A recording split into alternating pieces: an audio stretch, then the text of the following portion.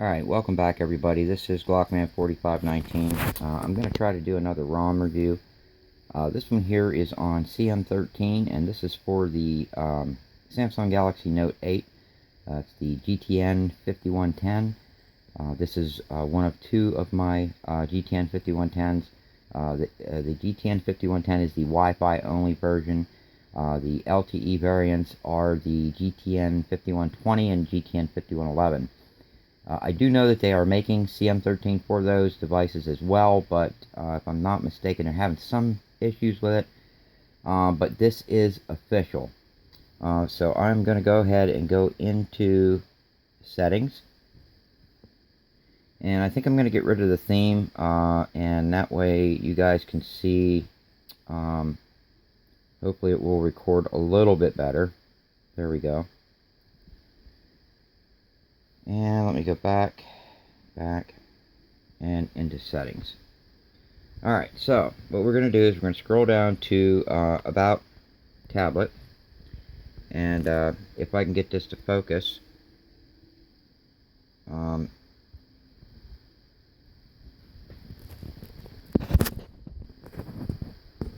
let's try that. I just changed the focus a little bit. As you can see, this is the gt-n5110. Android version 6.01, CyanogenMod 13. This is a nightly build. And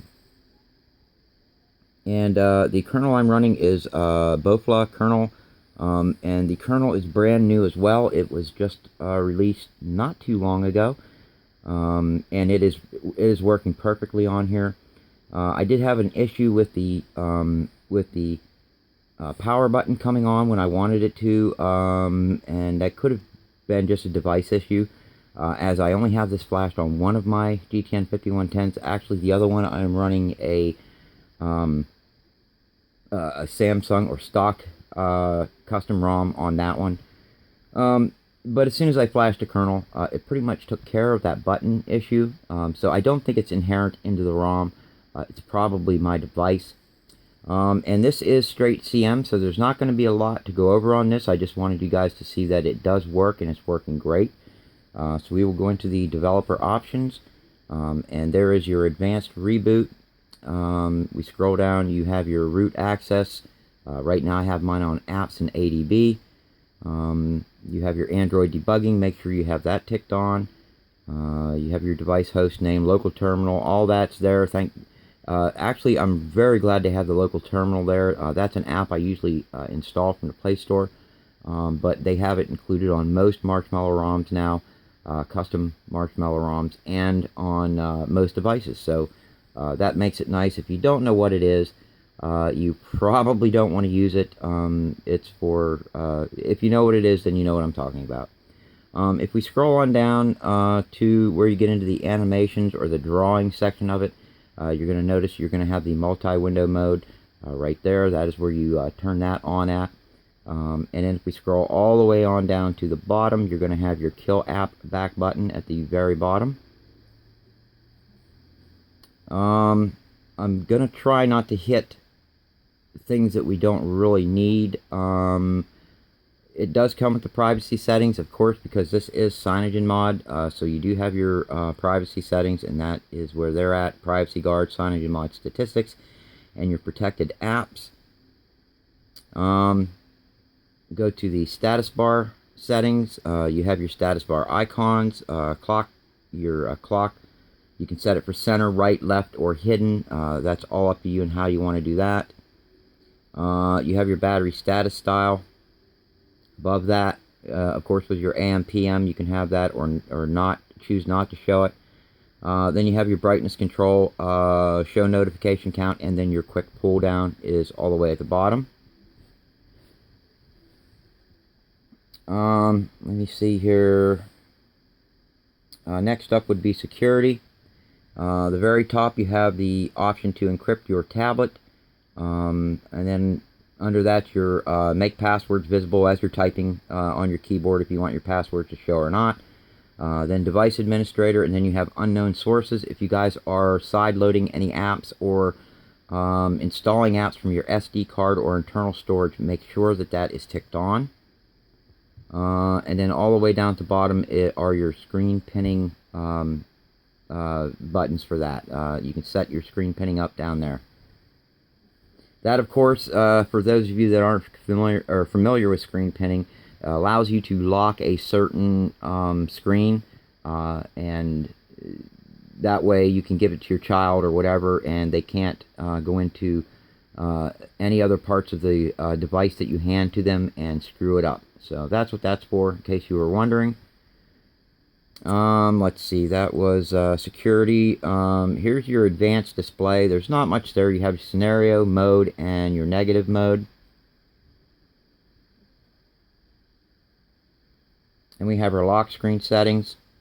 You have your lock screen to set up for your swipe and all that. These are the options that they give you for that. None, swipe, pattern, pin, and password. Then you have your live lock screen message if you want to put something in there. I have something that I wrote in for my wife, since she has pretty much inherited this tablet off of me. She loves it. But I still throw custom ROMs on it and try to keep it up to date. So then you have your display music visualizer underneath that. And my wife does listen to music, so... okay, let's see. Then you have your sounds. You have your media volume, alarm volume, notification volumes. Those, of course, are for you to actually raise or lower the volumes as your default settings. Then you have your sound, your notification, your ringtone notification, your notification tone. You can set that up to whatever you want. Then your launch music app, other sounds, vibrate on touch, and then your vibration intensity. Under display and lights, again, this is, remember guys, this is just straight CyanogenMod, so you're only going to get what CyanogenMod gives you. You have your brightness level, adapt brightness, or adaptive brightness. You can turn that on if you want. It does help save battery. I don't like to use it myself, but it's there if you want to use it. You have your live display, your rotation, double tap to sleep. Sleep, I have it set for 10 minutes now because we're doing a video. You have your wake on plug, cast, wallpaper, extended desktop, LCD density, and if you don't know how to use that, please make a backup before you do anything with that, because you can screw your system up pretty good, to the point where you won't be able to boot.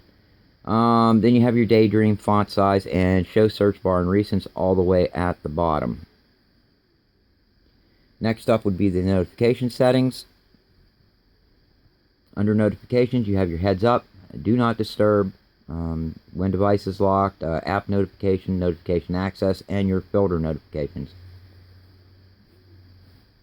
Buttons. This is going to be your hardware buttons. The very top is your backlight. You guys can actually set it up to however you want. I actually have mine disabled. I don't use it, so I just completely disable it. You just go like that and hit OK to save. And you notice the buttons are not lit.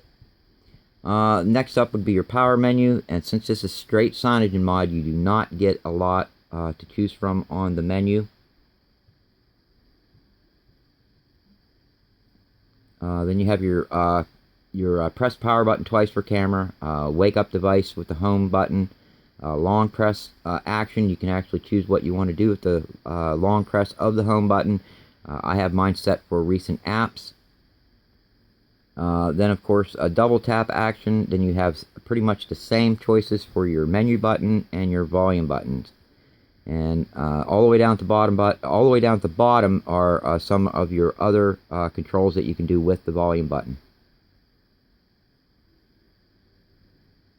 And that's pretty much it, guys. It is CyanogenMod CM13 for the Samsung Galaxy Note 8.1. The theme I was running is actually a theme I've run before. It's a very, very nice theme. Pretty straightforward. It's called Gradient. If I set the style up on that, hit apply, and let it go through, it's a dark theme. It gives you that dark background with a lot of brown, tan, and orange highlights. I'm gonna try to get back a little bit so you can see it. I'm starting to run out of time.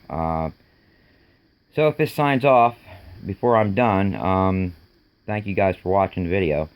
But anyways, I really love this theme. It really makes the makes your apps look good. Here's the Play Store. This is what the Play Store would look like, themed with this theme. As you can see, here are your settings. Everything looks good on it. As far as the ROM goes and the kernel goes, the kernel is running very good on this. The ROM, I've had no issues whatsoever. It's running better than I was expecting it. I only did this. Basically, I grabbed my tablet and I decided to update it. I was running 12.1.1. I decided to update to the latest Lollipop build of CyanogenMod, since there is not a lot of development going on for this tablet whatsoever anymore. You've got pretty much Omni or CM, unless you want to run CivZ's, Civ's, CIV, that's the developer's name. He makes an outstanding stock ROM. If you want to run that ROM, you have that option. But anyways, I went to update it, and when I never even took notice to it. When I did the update, I always do a fresh install. I don't just dirty flash. And when it came on, and I was going through the setup, I noticed it looked a little different than normal Lollipop. And when I went into settings, I noticed, wow, this is now official. Because I didn't download it from the thread. I actually hit the update button that was on the CM12 right built-in with CyanogenMod, and it updated itself to CM13. So outstanding. It's working great. If I'm not mistaken, it was rgib, who that's a developer's name, rgib, who did the initial development on this. So make sure you guys head over to the XDA thread. Give him a thanks, maybe even donation. I'm not sure who is keeping it up or is the maintainer, if it's sbrissen or not. And guys, I'm probably hacking all these names to hell, and I don't mean to. But again, that is CM13 on the Samsung Galaxy Note 8.1. This is the gt-n5110 or Wi-Fi only variant. And if you guys liked the video, give it a thumbs up. And I want to thank all of my subscribers, and I will see you on the next one.